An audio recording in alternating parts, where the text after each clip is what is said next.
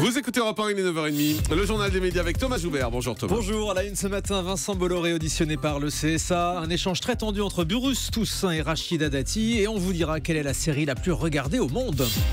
Et on commence donc avec l'audition de Vincent Bolloré, le nouveau patron de Canal+, hier matin au CSA. Devant les sages, Vincent Bolloré a défendu l'impartialité politique du groupe Canal. Il s'est dit respectueux de la régulation française. En gage de bonne foi, il s'est engagé à créer un comité d'éthique pour garantir l'indépendance éditoriale des chaînes du groupe Canal+.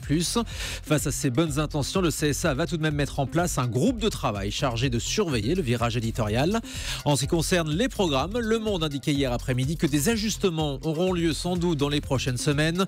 Le Grand Journal pourrait ainsi aller vers plus de divertissement, même si les producteurs tiennent toujours à la présence d'invités politiques.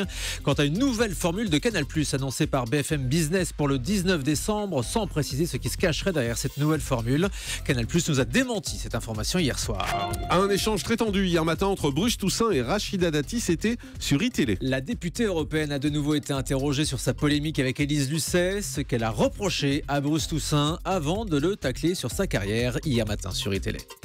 Non mais vous voyez comme quoi, vous dites, vous parlez de déontologie. Ouais. On en a parlé avant, vous avez dit, non, on est entre nous, on en parle, je n'en parlerai pas dans l'interview. Ah non, je vous ai pas dit que j'en parlerai pas. D'accord, bon alors d'accord. Non, je vous ai dit on en parle avant. Ok. Non, mais allez-y. Vous avez toujours raison, monsieur Toussaint, c'est pas grave. Ah non, pas du tout, mais c'est le patron, c'est bon, allez-y. Je ne vous ai jamais dit qu'on n'en parlerait pas. Allez-y, je vous ai dit ça? Oui, c'est ce que vous m'avez dit. Je vous ai dit ça? Oui. Vous êtes sûr de vous? Oui, parce que j'ai dit, mais on va pas revenir là-dessus. Vous m'avez dit, non, c'est juste entre nous. On peut se détendre. Alors là, je vais vous dire, monsieur Toussaint, je suis totalement détendue, mais vous n'aimez pas qu'on dise les choses. C'est marrant.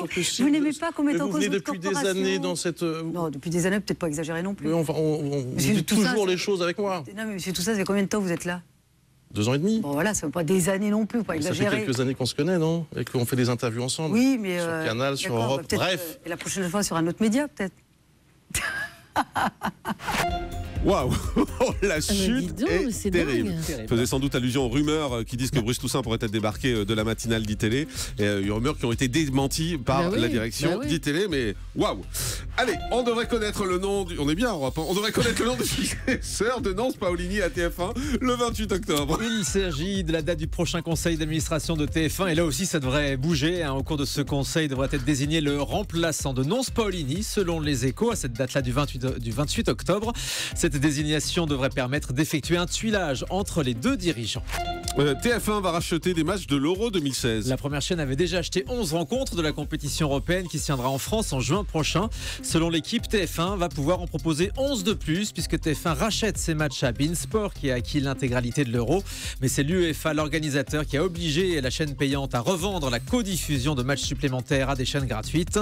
TF1 aura donc 22 matchs. M6 de son côté en diffusera 11. La productrice Angela Laurent va signer une série de docu-réalités pour TF1. L'ancienne directrice de la télé-réalité de TF1 a créé sa propre société de production, la Chica Prod. Invitée cette semaine dans la médiasphère sur LCI, Angela Laurent a annoncé qu'elle allait produire une série de documentaires pour TF1, a priori en deuxième partie de soirée, avec de nouvelles méthodes de captation comme dans Baby Boom ou 24 heures aux urgences. France 2 relance 2 de ses séries phares. Nina, tout d'abord, série dans l'univers médical. 10 nouveaux épisodes sont actuellement en tournage jusqu'au début 2016 en région parisienne.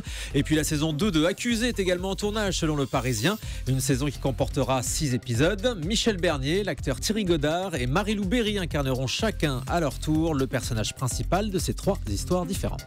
Aux États-Unis, la créatrice de Grey's Anatomy prépare une nouvelle série médicale. Shonda Rhimes va s'intéresser cette fois aux médecins de l'armée américaine. L'histoire de sa nouvelle série se concentrera sur les équipes d'évacuation de l'US Army opérant à partir d'un camp de base en Irak. Pour le moment, le projet n'a pas encore de titre, mais on sait que c'est la chaîne ABC qui le diffusera. Les suites de l'accident de Stromae aux États-Unis. On vous annonçait avant-hier que le chanteur avait dû annuler un concert à Minneapolis après un accident. On ne connaissait pas la nature de cet accident. Et bien, selon le journal belge Le Soir, Stromae serait en fait tombé en descendant d'un bus et se serait blessé au visage. Il a été soigné à l'hôpital et la suite de sa tournée américaine pourrait être annulée.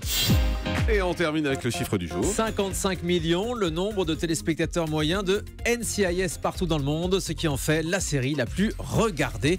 NCIS devance cette année Esprit criminel dans ce classement de l'Institut Eurodata TV Worldwide. Et en troisième, on trouve Les Experts. En France, NCIS est sur M6, Esprit criminel sur TF1. Effectivement. Merci beaucoup Thomas Joubert.